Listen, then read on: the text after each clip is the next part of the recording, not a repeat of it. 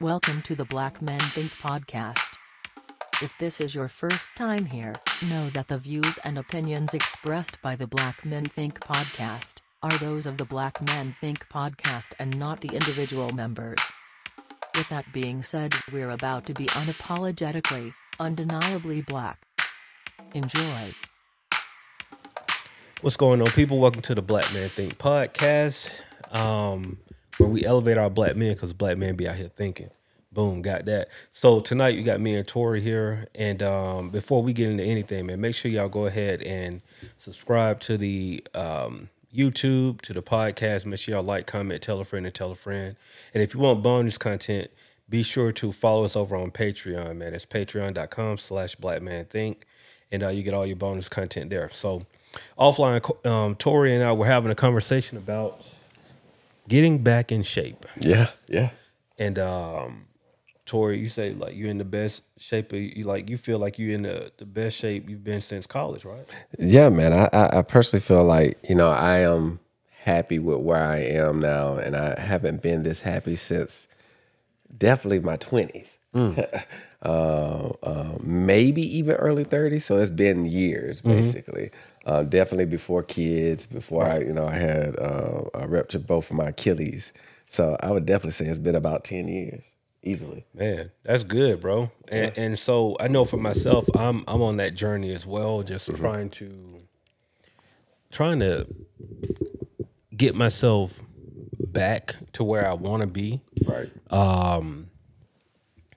I've always, I'm like a yo-yo, bro. Like I go up, I go down, up, down, and it's been like that honestly since probably high school, if I'm being honest. Like I've just always went up and down. Like, so the highest that I've ever been knowingly, right, like weighing myself and seeing, the highest that I've seen on the scale was like 270. Okay. And the lowest in my adulthood that I remember seeing is like 197. Okay. But that was like, I don't even think that was real. You know what I'm saying? Like it's crazy. Like the 197, this was probably maybe back in maybe 2015 and something like that. Like like freshly married.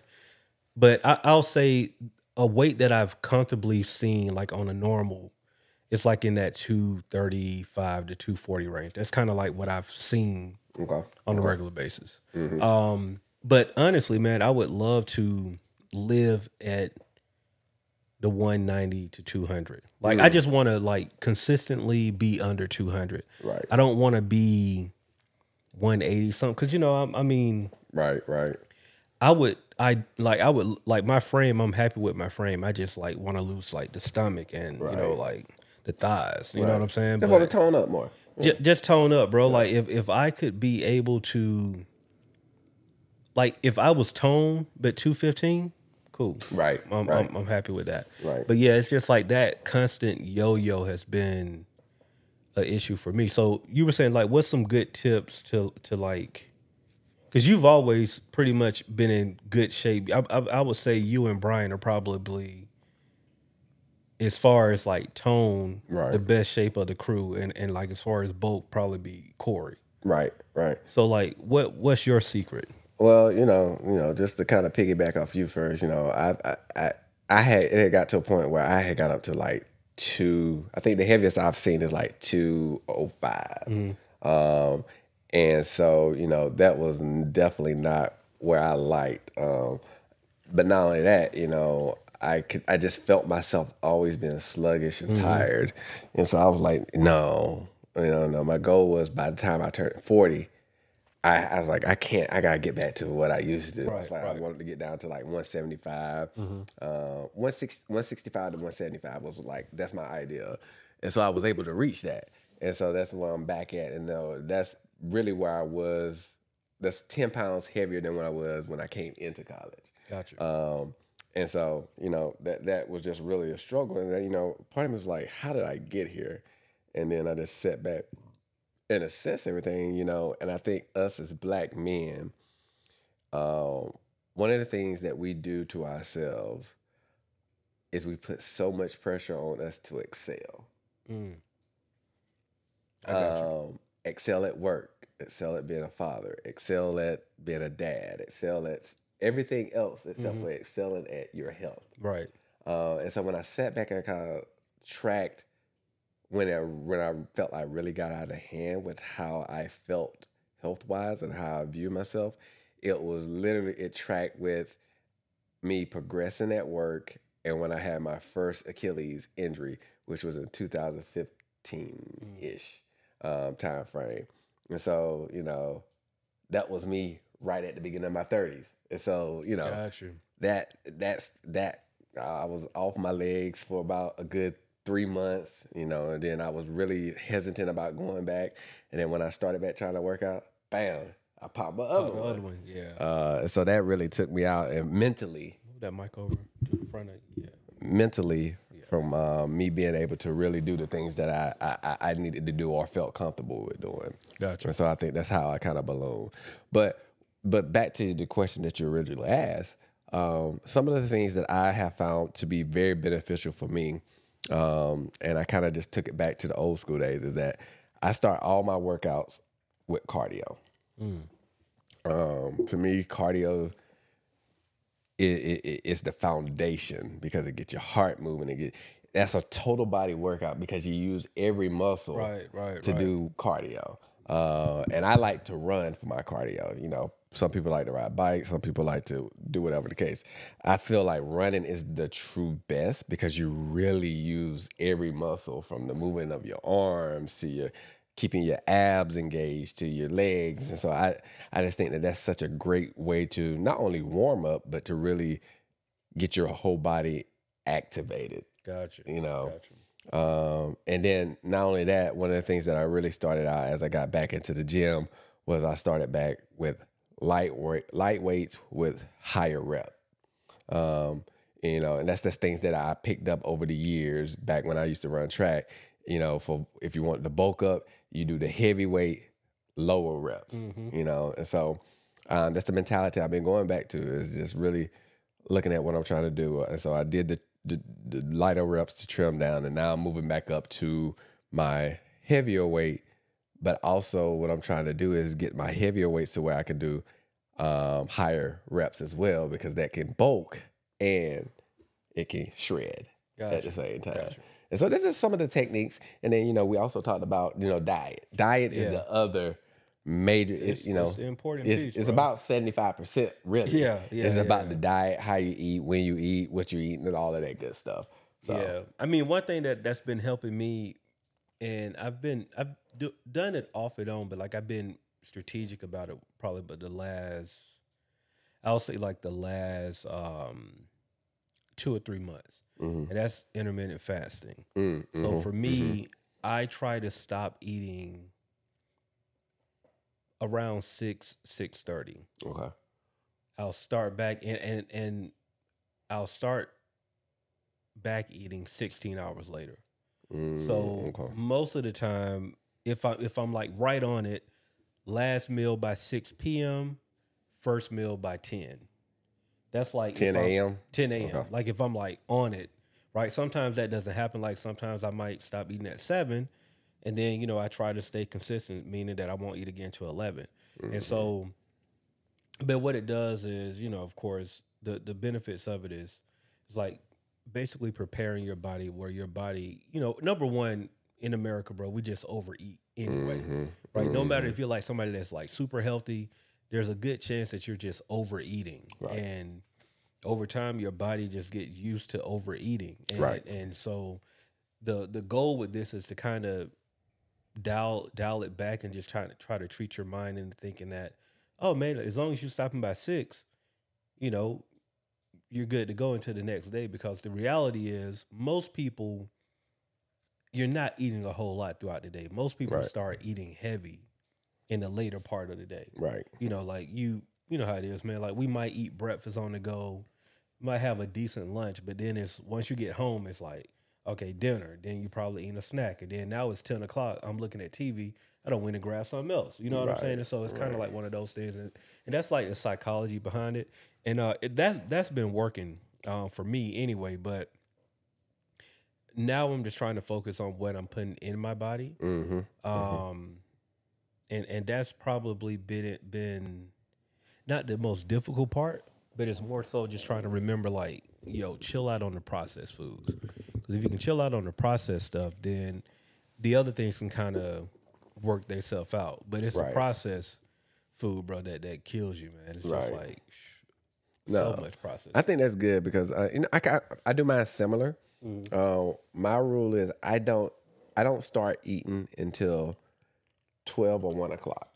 So either noon or 1 o'clock is when I start eating, and then I kind of wrap up eating around like 8 o'clock myself, between 8 and 9. But I'm probably only eating maybe 2 times throughout the whole day. So I think that has also been what has helped me as well. Is that my I've always loved salads and things of that nature. Yeah. I cut salts out of my diet a long time ago, so I don't cook with salt. And so What do you use as an alternative to the salt? I don't use. I usually use just like your garlic powder, your onion powder. Just your herbs and seasonings and things of that nature. Occasionally, I will do some things that have sodium in it, but I'm really selective of what those things are, especially if I'm cooking like for the kids and things of that nature, because I try to cook. I try to cook for them the way I want to eat as well, so that they don't have to worry about all of that. So and me and my wife both, we cut salt out. I think 2000.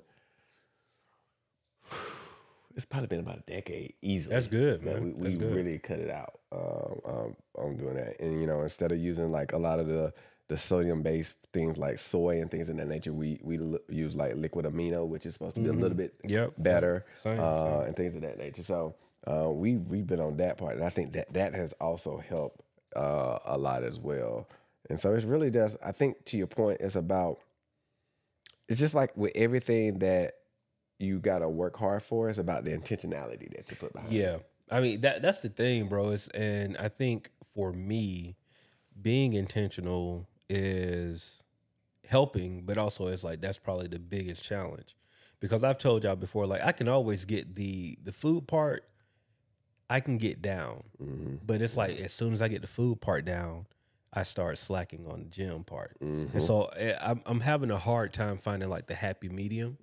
And so that's really the challenge. Like my wife and I know coming up, we're just going to like work on doing like more smoothies and juicing and things. Juicing. Like Yeah. And I think what will be helpful, bro, is it's the first meal, because the first meal is what kind of sets the tone for the day. Yep. So I've noticed, if I eat like oatmeal and a smoothie for my first meal, for the rest of the day, I tend to do good. But if my first meal is like, we eat a lot of toast. I mean, my wife likes to bake bread. So like she'll bake bread. So the good thing is we're baking bread in the home and we know exactly what's going inside the bread. Right. But like, we'll for breakfast, probably 3 or 4 days out of the week will be like toast, eggs, and like, some type of meat, like maybe sausage or bacon or something like that. What was that thumbs down? Huh? That was a thumbs down that was just...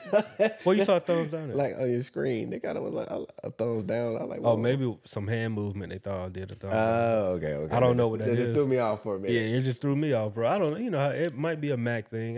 Who knows, bro? But another thing I think that would help as well, and that, at least for me, not my wife, and I think you guys already knew this about me. I don't eat a lot of breads anyway. I probably have cut bread out really probably since y'all know me. I haven't ate a lot of bread. I just don't do a lot of breads, and I think that helps as well. Yeah, I can see that. By your intake on your carbohydrates and things of that nature. So I think that those are some of the other things that can kind of help as well. Is just be mindful of how much carbs or bread that you're putting into your body from a starch and bread perspective. So yeah. No, I think that's pretty spot on, bro. But just trying to find these things, because here's the thing, right? Like you're 40, I'll be 40 next month, and 40 hit different, dog. 40 hits. It definitely it hits different. And I think a lot of it has to do because now you're in that point where there's a lot of life that's happening, right? Like there are a lot of different responsibilities, whether you're in your career, those responsibilities hit different. For most people in their 40s, they're on their second or third child, right? And their kids are probably all either in school or getting ready to start school. Yeah. And so now you're dealing with all of those different hurdles, right? And if you're somebody that had kids early, then you're dealing with a child that's getting ready to be a like either a full blown teenager or getting ready to graduate, Right. Like so now you're in different challenges that you're facing, but all of these challenges can be stressful, and we know stress definitely helps with helps promote weight gain and high blood pressure, all of those things, right? And so because we're in that pivotal time where a lot of these things start to happen, it's important for us to, number one, identify them, but also try to set something in place to where we can combat some of these situations. So if it's some identifying like, all right, bro, I got to at least go to the gym 2 or 3 times a week. Right. Like I just got, it's one of those things where like, we just got to write it in now, bro. Like, man, I just got to go. You might not like it. It ain't the thing for you. Like, bro, you just got to go.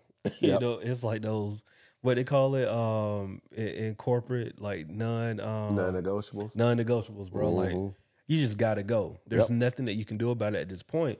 And even if you're somebody that's like, petite, I don't want to call a dude petite, but you know what I'm saying? If you're a small guy and you've probably never had to deal with weight gain, you're still in that point to where, you've probably been like $150 your whole life. But when you hit $160, you're going to feel it. I mean, you know what I'm saying? Like, that 10 pounds on you, you're going to really feel it. And so it happens to everybody, right? Like, even the people, the smallest of people, they hit this age, and that's when the weight start to get on and stay on, unfortunately. So trying to find those different things that we can do now to make sure that we're in a better space moving into our 50s is going to be like. But I think you hit on something right there, man, because I didn't start having a lot of my back pain, which is until my weight started getting out of control. And, once I started looking back on it, I was like, that was my body trying to tell me, hey, you're getting out of whack. I need you to bring it back. And me not necessarily saying to me not listening, but me worried about everything else. Because there was a period of time where I wasn't going to the gym. I wasn't really working out. I was like, I just want to sleep. I just want to sleep, eat, and wake up and do it all over again. But then when I put it back into perspective, like, you know what? That was my body telling me, hey, you're not made for this. We've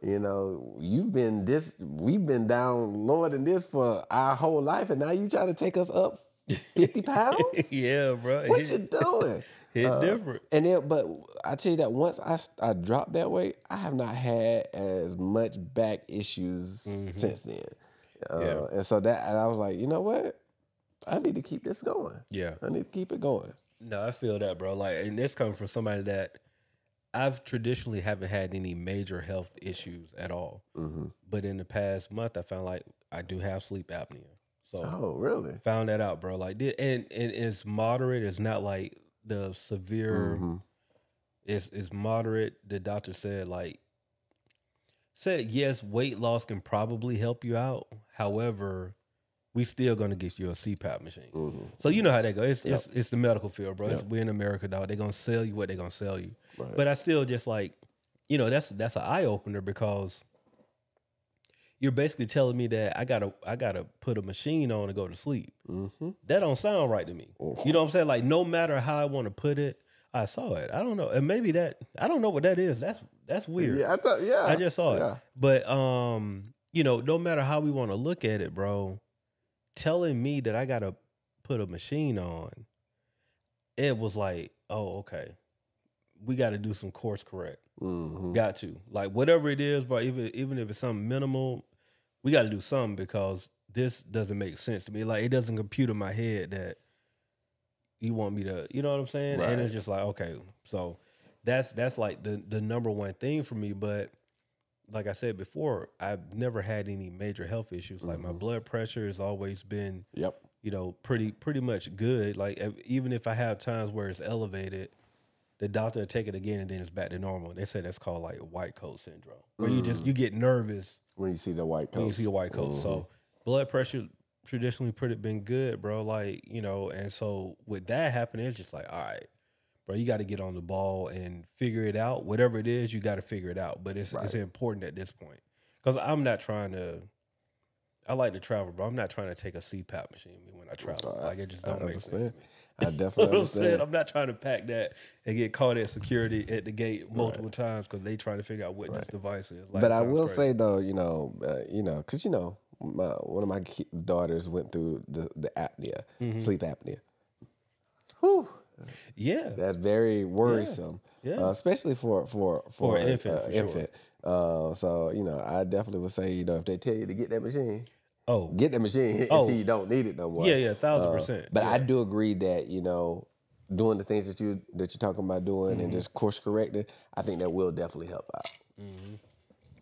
And I'm for it. I'm for it, and know that changes are definitely have to be made. I'm not like stubborn about changes need to be made. You know what I'm saying? Like it's not one of those things like you're in denial about it. It's just like, oh no, you got to make some corrections. But I'll tell you one thing that I've I don't want to say dealt with, but something that I noticed, and I was like, this is something that I have to change. And I know a lot of it is mentality because I've seen pictures when I thought I was big, and I was not big in those pictures. Really, bro? I've seen some pictures, and I guess I've always been the bigger one in our crew. But what I'm saying is, when I look at a picture at the time, in my head, I thought I was big in that picture. But when I go back and look at that picture compared to now, I was like, oh no, I'm like 20, 30 pounds bigger now. In that picture, I was nowhere near this what size. you are now, right? You know what I'm saying? And so it's just like, oh, okay. So it's just kind of shifting the mentality a little bit. You know what I mean? Just like making the corrections, doing what you need to do the work, and through that work, seeing the progression. But once you see it, identify it and just make sure, like, all right, cool, I know I'm doing something right. So, question for you then. As we are moving into this new decade, right? Well, actually, is 40 the close of the decade? Because, sometimes people say it start, you know what I'm saying? I don't know. However we going to play. 40s. 40s, there you go. What is the one change that you think if you made would change the trajectory of where you are now? Health-wise? Health-wise. I think changing the way I view the gym. Right now, the gym for me feels like a task. It feels like a chore. If I can shift my mindset on the gym as being like another thing on the schedule, because like I'm always on the calendar. I'm looking at what I got to get done. Right. But if I can start looking at the gym like, oh, it's just another thing I need to get done, and like check it off the list, I think that will be, because right now, like I've never looked forward to going to the gym. Like it's just not a, some people, and you're probably like this, like you wake up like, oh no, if I don't go to the gym, something don't feel right. I am like that right now. And so I think I have to get to that space. And when I get to that space, I think everything else will like naturally flow. Right. Because the gym, like anything, can get addictive, bro. Like once you go in there and you start really seeing the results that you want, man. Yeah. I was like, oh, okay. I was going 3 times a week. I need to up this to 4. Right. You know what I'm saying? Or if you're going 5 days, like, okay, 6. If you're a 7-day a week, now you're thinking like, man, maybe I should go 2 a day. Like, the one thing that I've found that helps out, especially, and back when I used to be real big into working out and things of that nature, changing your perspective of what working out is. So a lot of people think, oh, I have to go to the gym for me to be working out. And so when I really changed that perspective, that helped me. Gotcha. So for instance, I say, you know what, I have to work out. Not go to the gym. Not necessarily go to the gym. Gotcha. Because, I invest into a Peloton. So I might get on the Peloton sometimes or ride a bike and then do some push-ups and some sit-ups. So I think if you can change your view from not just only as it been a task, but as a, hey, this is a part of my lifestyle. Yeah, there you go. and that, hey, I don't have to necessarily go to the gym. I could do push-ups, I could do sit-ups, I could do whatever it is, and it don't have to be 2 hours. It could be 30 minutes, 40 minutes, but you have to do something. Yeah. I think that would also help out a lot, because that really did for me when I really started changing my perspective of what that is. Yeah. And so, No, that's definitely the goal, bro. And it's slowly getting there. Like, I know it definitely helps. Like, cause I go to the gym with wifey on Mondays. Okay. And then that second day is kind of iffy. Like if I go with her like on a Wednesday or Thursday, well, most of the time it'll be a Thursday, but I'll go on a Friday, by myself. So it's like Monday and Friday is kind of like my non-negotiables. But that second or that third or fourth day, that most of the time won't happen. So I'm at the gym now probably, somewhere between 2 and 3 days. But I supplement that with like trying to play golf like 1 or 2 days a week too. So Gotcha. But yeah, man, like I would ideally try to find ways to be active 5 to 6 days a week. And I think when me and Corey, we had this conversation a while back about just like, he takes walks in his neighborhood. You know what I'm saying? And so like my neighborhood is not walkable, which I wish it was a more walkable neighborhood. Right. And I actually live off of a street that for some reason everybody like to drive up and down my street. Like it's not even my house. They don't like to drive on Kemp Creek. Yeah, so they go around. They go around.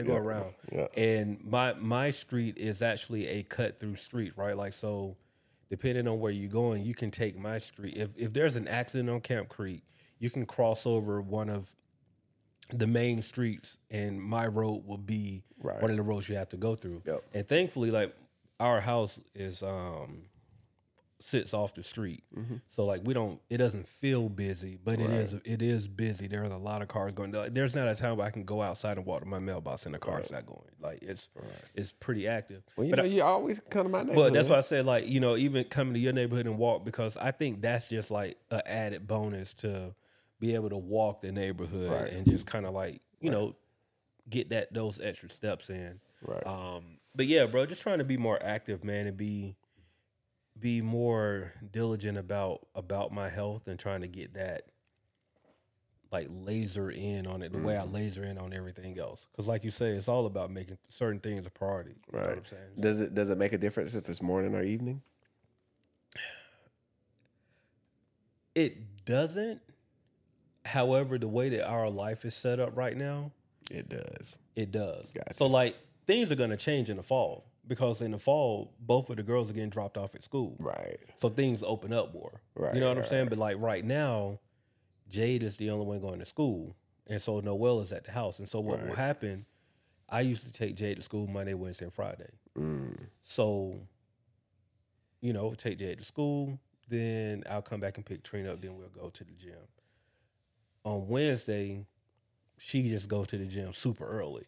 So like she wake up at like 4:30, 5 o'clock and be like, she do that early class, spin class. Gotcha, yeah. And so, that's why I miss her on Wednesdays. But it'll be different once Noelle go to school, bro. Because when she's in school, it's easy to just like, all right, boom. Take them, drop them off, go to the gym.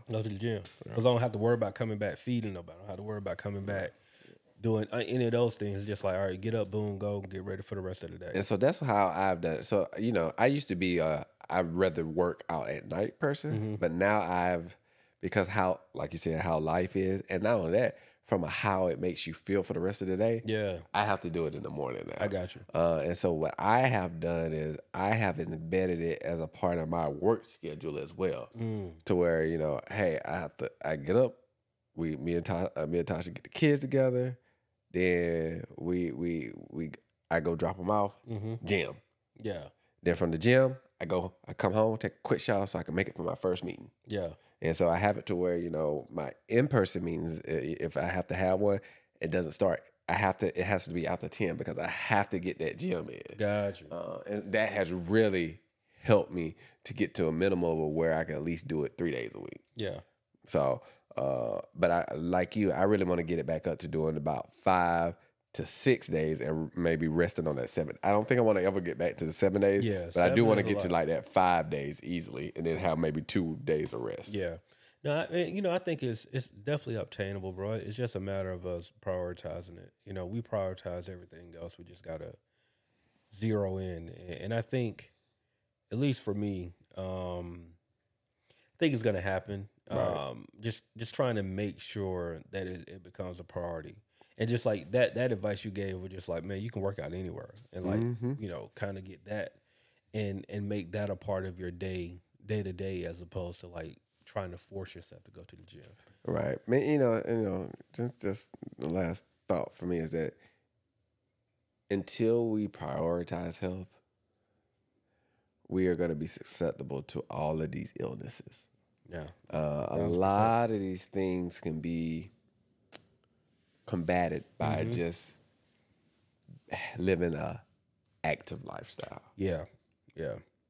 Active lifestyle, and just being aware of what you're putting in your body. Yep. Like just bare minimum, bro. Like I'm at the point now where I read labels. Yeah, Like, me too. man, I have never been a label person, but now I look bro, at labels. Like look at them. Like me and the wife, we was at the store today, and just she pointed to some pancake mix. Cause I just made the comment. I was like, man, we need to start packing up the pancake mix, like that I make. Right. And I was like, she was like, what, we pointed. I forgot the name of it. It's the one with the K. Start with the K. Like Crush something. Yeah. that. So I was like, that got a lot of sugar in it, right? And so she looked at the label. It was like, it's like 10 grams per serving. And then I was like, you know how much sugar in the pancakes that I make? And I was like, I put 2 tablespoons of sugar in it. And then we looked up how many 2 teaspoons of sugar. Isn't it like 3 grams of sugar per, or 4 grams of sugar each? Yeah, it's like 6 grams of sugar. Yeah. And I was like, that's just the difference. Like, I'm talking about, I put 6 grams of sugar in the entire mix. You're getting 6 grams of sugar, 6 to 10 grams of sugar on every serving. So that just show you how much sugar they putting in their stuff versus how much you know what I mean? And so it's just small things like that, bro, where you don't realize it. The food killing us. It's clear cut simple, bro. Like if you ain't growing it, or if it ain't coming out of like the garden, or if it's not green, it's processed for the most part. You know what I'm saying? So you just got to be mindful of that. I'm not saying you're gonna have to go cold turkey on processed food, bro, but just be mindful. Yeah, moderation. Moderation. Yeah, moderation. Speaking of garden, how's your garden coming along, man? I tell you what, if y'all want to hear more about our garden, you should go to Patreon. That part. Because we're trying to make sure we actually gave y'all 2 more minutes, bro. Like We did. over time. We did. We over We time. did. We did. So if you have some health tips for us, we would love to hear it, man. Make sure you comment. Let us know. Shoot us a DM or something. Give us some tips. We would love to share that with the rest of our family here, man. But also, if you're not a Patreon member and you want to get a taste of what that is, go over to Patreon. We're doing bonus content over there. Some things that you've never heard, you'll never hear. They're on Patreon. And so if you want to get that, go over there. You can do that now. Click the link in the bio. Do all of that good stuff. And go and check it out. It's a 7-day free trial. If you like what you hear in 7 days, stick around. If you don't, it's cool. No hard feelings. Just keep coming back here and getting the free ones, man. We're just trying to make sure that we're doing our best to give you that content. So, as always, remember, Black Men Think Podcast, where we elevate our black men because black men be out here thinking. I'm JD. T Black. And we'll see y'all over on Patreon. Yeah, y'all go over there now. Go over there now.